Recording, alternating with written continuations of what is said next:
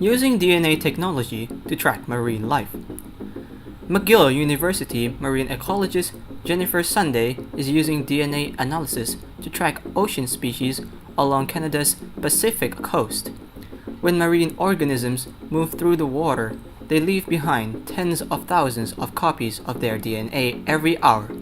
Known as environmental DNA, or EDNA for short, these signature molecules remain detectable for between 1 and 7 days and have the potential to provide researchers with a vastly more detailed picture of ecological communities than conventional surveys reliant on catching the individual organisms.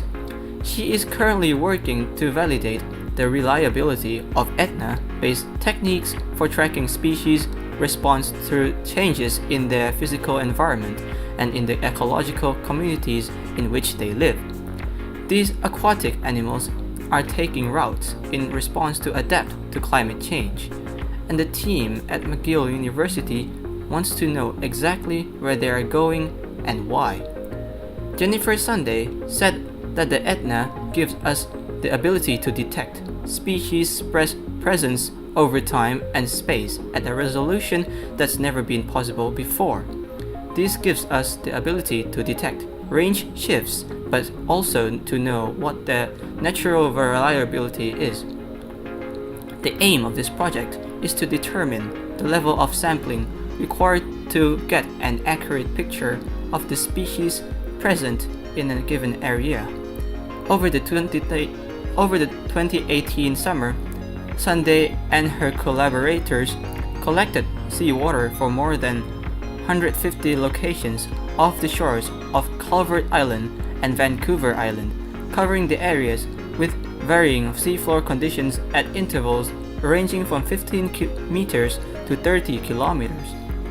The samples gained will be analyzed with metabarcoding, which amplifies the trace amounts of DNA present in the water. Using this technique, scientists can then narrow down to a certain types of marine animals, excluding unicellular organisms like bacteria and such. This information can also be utilized to analyze about other species living in the community as well.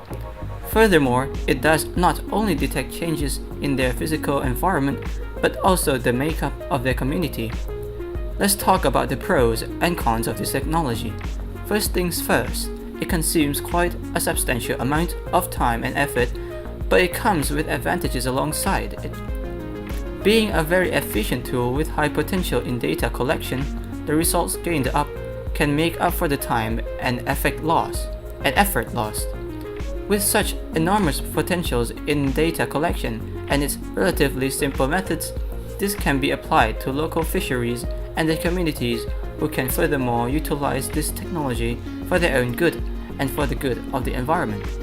Jennifer Sunday envisions a network of citizen scientists along the Pacific coast, a network that will enable local communities to play a role in monitoring the marine ecosystems that are important to them while greatly expanding the data available to researchers seeking to answer questions on national and transnational scales.